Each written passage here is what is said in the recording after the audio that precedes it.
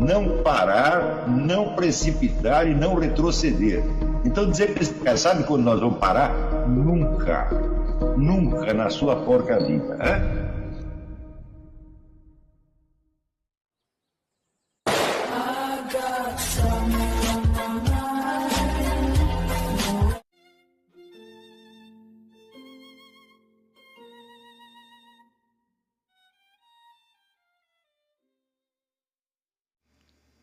E aí pessoal, tranquilo? Então vem aqui antes do vídeo começar, pedir para vocês se inscreverem, quem não for inscrito, compartilhar, curtir, comentar. Quem puder seja membro do canal, que isso ajuda bastante. Tem também o link do Apoia-se. Quem puder ajudar nosso canal e apoiar financeiramente vai ser muito bem-vindo. Mas o mais importante é transmitir o conteúdo e os conhecimentos do professor Olavo de Carvalho para mais e mais brasileiros. Então compartilhe e ajude aí nossa causa. Muito obrigado a todos os membros, apoiadores do canal. Fico muito feliz. Tenho certeza que a gente está no caminho certo. Então fiquem com o vídeo e até mais. Valeu! Ora, o valor de uso é o que o consumidor pretende fazer com aquela coisa.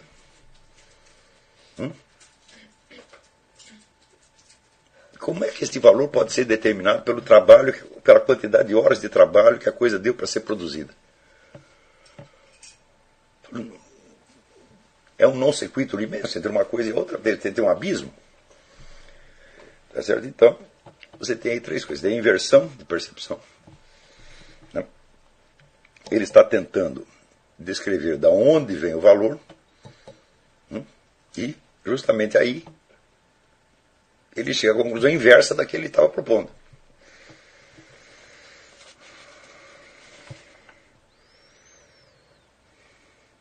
Ele diz, o poder total de trabalho de uma sociedade que está incorporado na soma total dos valores de todas as mercadorias produzidas por essa sociedade, conta aqui como uma massa homogênea de poder de trabalho humano.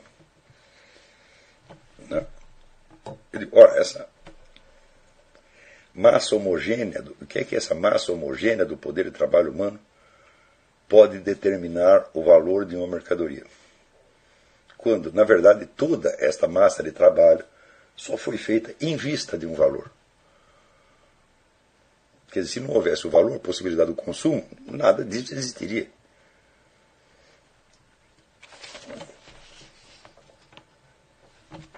Vamos ver um outro exemplo aqui.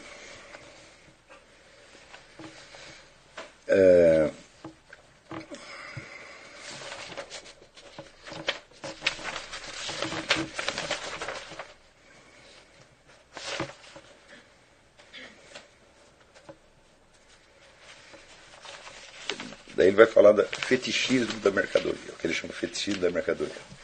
Fetichismo da mercadoria significa o seguinte, que tem várias mercadorias que foram produzidas pelo trabalho humano. Então, e segundo Karl Marx, o valor delas é o trabalho humano que foi ali incorporado naquelas mercadorias. Não é isso? Então, portanto, o que deu mais trabalho tem mais valor. O que deu menos trabalho tem menos valor. O que já é uma coisa inteiramente absurda, né? Quer dizer, digo isso, absurda não nos termos de Karl Marx, mas absurda na confrontação, vamos dizer, com a experiência econômica mais elementar. Não é isso? Então, eu vejo, por exemplo, que às vezes para escrever certos artigos, eu tenho trabalho miserável, estudo várias horas de trabalho, né? E daí chega lá o Arnaldo Jabor, escreve duas porcarias que ele bêbado inventou, vale mais, o artigo dele é muito mais bem pago do que o meu. E isso é normal na sociedade, quer dizer. E é normal você perguntar assim, por exemplo, veja o Solzhenitsyn, né? Quantos anos de trabalho deu para o Solzhenitsyn escrever o Arquipélago Gulag, recolhendo, né, milhares e milhares de depoimentos, milhares e milhares de documentos que ainda tinham que ser passados em segredo, tinha que ser escondido, né? E ele junta aquilo, ele escreve aquele calhamaço, que ele deu 20 anos de trabalho para o sujeito fazer. Né? Stalin dizia assim, então, meu filho, pega um gravador aí, escreveu uma besteirada sobre linguística, quer dizer, um monte de besteira sobre linguística.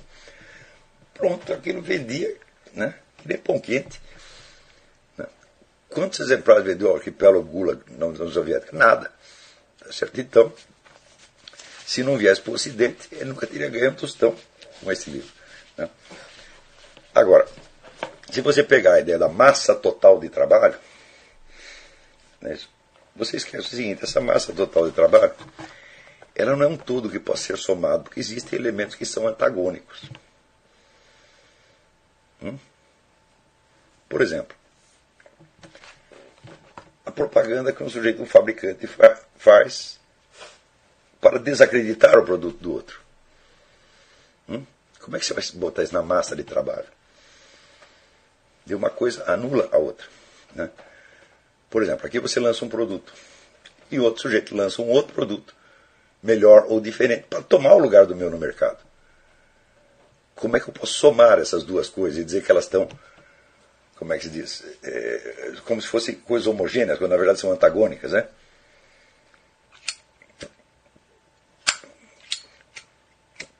Então, quer dizer, nós podemos só ter a ideia de uma massa total de trabalho apenas como uma unidade de cálculo, mas não dizer que isto existe realmente.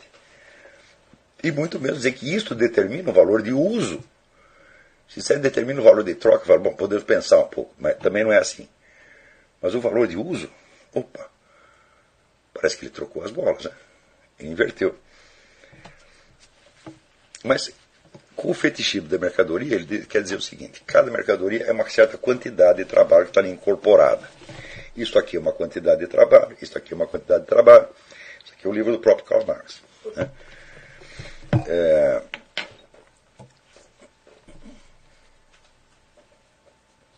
Essa quantidade de trabalho determina o valor. E é este valor que será levado em conta no comércio, nas trocas. Então, a atividade comercial, diz ele, assume a figura de, vamos dizer, um intercâmbio de mercadorias. Intercâmbio entre coisas. E não intercâmbio de trabalho humano. E aí que entra a alienação do trabalho. Quer dizer, a mercadoria se torna um fetiche, dá a impressão que ela age por si. Então você diz, né, tantos gramas de ouro valem tantos barris de petróleo. Não é isso? E ele diz então que a coisa se tornou um intercâmbio entre mercadorias, uma relação entre mercadorias e não uma relação entre os seres humanos reais que ali depositaram, mediante o trabalho, o respectivo valor dessas coisas. Eu digo, ora, será mesmo que o sujeito está trocando ouro por petróleo? Né? Ele imagina que as mercadorias estão se trocando entre si sozinhas? Será que ele não tem consciência do trabalho que deu para extrair o ouro e o petróleo? Afinal de contas, ele não teve que pagar os trabalhadores que extraíram uma coisa e outra? Quer dizer, esse fetichismo da mercadoria, de onde é que surge? Surge do seguinte: Karl Marx criou o trabalho, inventou o trabalho abstrato como gerador do valor. E a partir daí, no método de Karl Marx, o valor de uso sendo abstraído, sobra apenas a mercadoria como valor de troca e elas se relacionam umas com as outras. Mas isto não é a sociedade, isto é o método de Karl Marx. Então ele confunde o seu método com a sua coisa, e isto é com o seu objeto. E isso vamos dizer, é a inversão revolucionária da braba, isso é a inversão do sujeito-objeto. Ele está vendo na sociedade algo que foi o método dele mesmo que inventou, para fins de descrição e cálculo. Então, ele abstrai certas qualidades do objeto, decide você concentrar só nessa. Uai, quem foi que separou, vamos dizer, mentalmente, a mercadoria do seu valor de uso e da quantidade específica de trabalho que foi depositado ali, sobrando somente o trabalho abstrato? Foi Karl Marx. Então, é só na perspectiva de Karl Marx que as mercadorias se trocam umas às outras, que elas se tornam coisas, né, dotadas de vida própria para além não só do trabalho que elas deram para ser produzidas, mas também do seu valor de uso. Então, ele acabou de inventar um conceito, em seguida ele vê esse conceito agindo na realidade como se fosse uma coisa existente, mas ele mesmo disse que obteve esse conceito por abstração. Ele não disse que é uma descrição da realidade, ele disse que eu estou abstraindo um monte de diferença e criando um treco aqui que em si mesmo não existe, que é apenas um universal abstrato. Então, o conceito que ele tem de mercadoria é um universal abstrato, o conceito que ele tem de trabalho é um universal abstrato. Bom, mas se é um universal abstrato, não implica sujeitos humanos reais agindo. Porque você fez a abstração de toda a ação humana e sobrou somente vários universais abstratos, que, em tese, x, 1x vale 10y, por exemplo. Entende que essa proporção matemática existe entre os universais abstratos. Não é isso? Na verdade, o valor das mercadorias pode mudar muito conforme a situação, Então, vamos ler aqui esse parágrafo, um dos parágrafos complicados. Da onde, pois, emerge o caráter enigmático do produto de trabalho, tão logo ele assume a forma de mercadoria. Claramente, é dessa forma mesma. Quer dizer, o caráter enigmático da mercadoria emerge da mercadoria mesma. Enigmático para Karl Marx, Quer dizer, olha, do fato de que Karl Marx não entende uma coisa, ele conclui que aquilo é fetiche. É uma espécie de fantasma. E daí ele passa a acreditar na existência do fantasma. A igualdade de todos os tipos de trabalho humano é expressa objetivamente pelos seus produtos quando são todos igualmente valores. A medida do poder de trabalho pela duração desse desempenho de trabalho toma a forma da quantidade de valor dos produtos do trabalho. Quer dizer, a quantidade de trabalho toma a forma do valor do trabalho. Nós já vimos que isso não acontece. A mercadoria, portanto, é uma coisa misteriosa, simplesmente porque, no caráter social do trabalho dos homens, aparece para eles, para esses homens, com um caráter objetivo estampado no produto desse trabalho.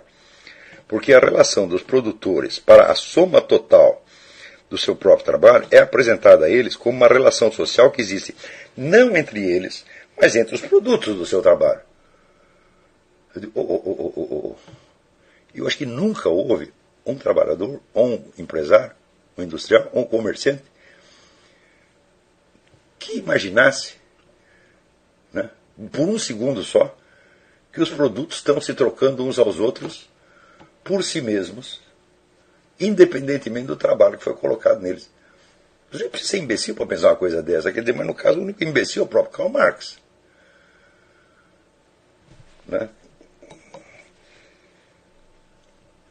Qualquer trabalhador é capaz de fazer esta conta. Olha, aqui nós estamos produzindo tanto e o nosso produto é vendido por tanto.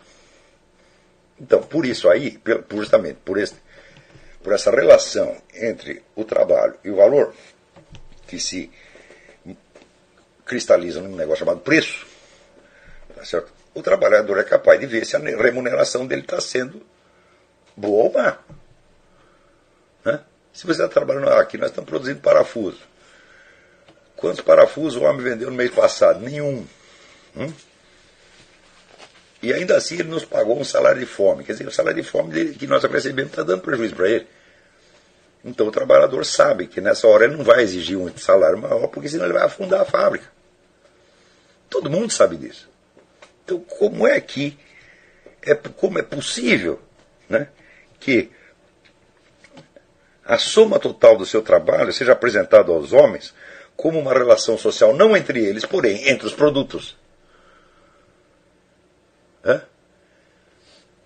Isso seria uma situação de loucura, de esquizofrenia total. Agora, eu pergunto, peraí, Karl Marx acredita realmente nisso? No momento em que ele escreve, ele acredita, porque se ele acreditou que o valor da mercadoria é determinado pela soma total do trabalho, então só pode ser assim. Mas acontece que quem pode vender um produto alegando apenas que deu um trabalho miserável? Você chega e quer comprar a caixa de parafuso, fala, não, não preciso disso. Ah, mas me deu um trabalho miserável para produzir? Ninguém compra isso aqui, ninguém compra nada porque alguma coisa deu trabalho para fazer. Não é isso? Você veja, mesmo nas artes, você não valoriza a coisa pela quantidade de trabalho. Não é isso? Você pega aí, diz, por exemplo, que o Dorival Caymmi levava meses para fazer uma cançãozinha. Mozart chegava-se em 10 minutos, pronto, está aqui, sinfonia. Então, naturalmente, né, uma coisa tem que valer mais que a outra. Quer dizer, é delirante, mas é uma coisa que o sujeito, uma vez que ele colocou a premissa, e que essa premissa em si tem um caráter explosivamente autocontraditório, vão se seguir conclusões cada vez mais fantasiosas, mais fantasiosas, mais fantasiosas.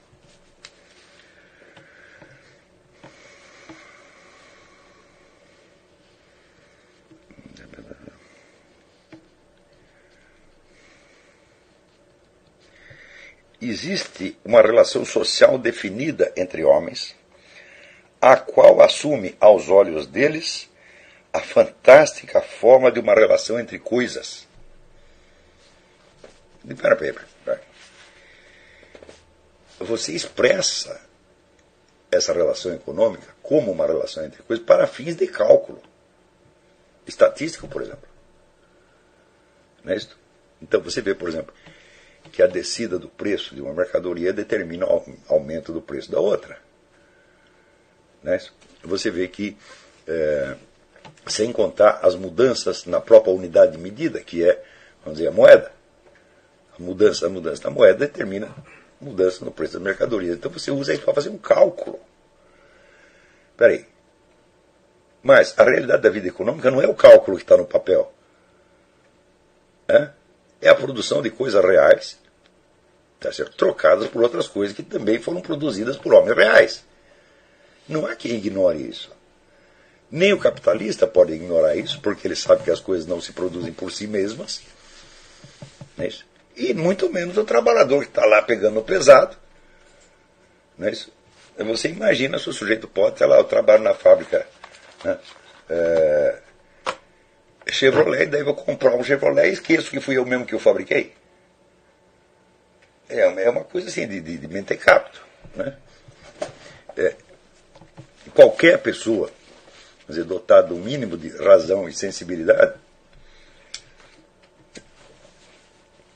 que tenha trabalhado para produzir alguma coisa que poderia ser útil a ele mesmo, e que depois ele próprio não possa comprar aquilo, o sujeito vai ficar louco da vida. É isso. Uma vez eu conheci um camarada que trabalhava na Universidade de Indiana, era professor lá, e ele dizia o seguinte: o que eu ganho aqui não dá para eu botar o meu filho nesta mesma universidade. Se as coisas fossem como Karl Marx está dizendo, o sujeito jamais perceberia isso.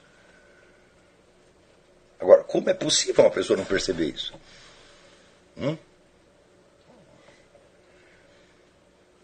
Quer dizer que, vamos supor, você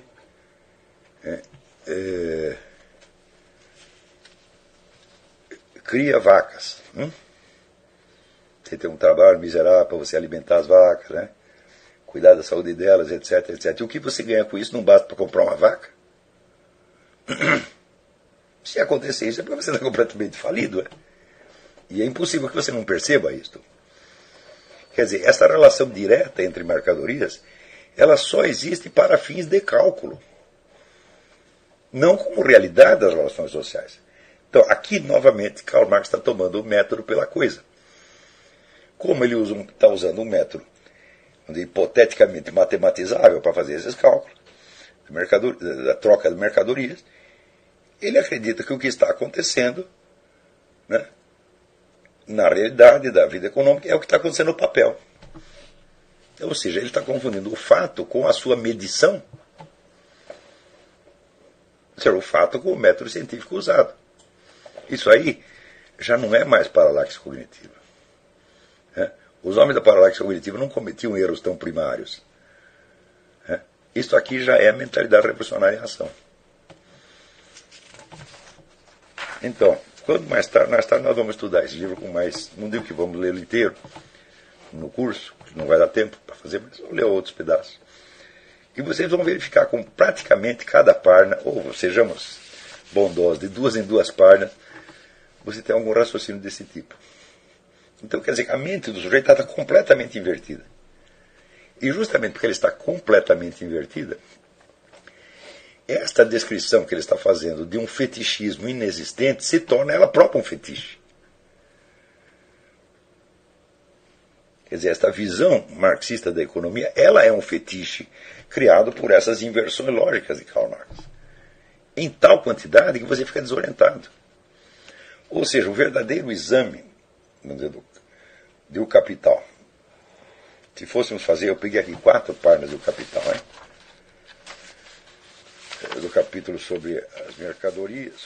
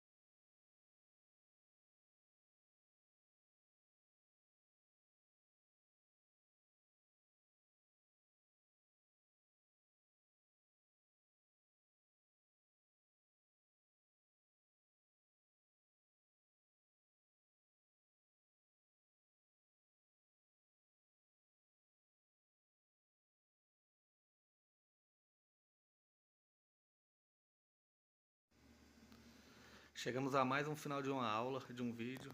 Espero que tenham gostado. Quem não se inscreveu ainda, se inscreva, compartilhe, comente. Ajude o nosso canal, apoie, seja membro. E ajude o nosso canal a chegar a cada dia a mais brasileiros que precisam muito do conhecimento do professor Olavo de Carvalho. Então é isso aí, fique com Deus, até o próximo. Valeu! Então é isso aí, pessoal. Que é o nosso canal, que são alguns livros que eu já li. A maioria foi doação, mas alguns eu adquiri, professor Olavo de Carvalho. Alguns livros se perderam aí que eu emprestei, professor Alexandre Costa, a Bíblia Sagrada. 10 lições sobre Karl Marx. Indico a não ler esse livro, que é muito ruim mesmo. Alguns pensadores aqui que realmente, como o professor Olavo de Carvalho disse, não são pensadores. Valeu, tamo junto aí. Apoie nosso canal, seja membro.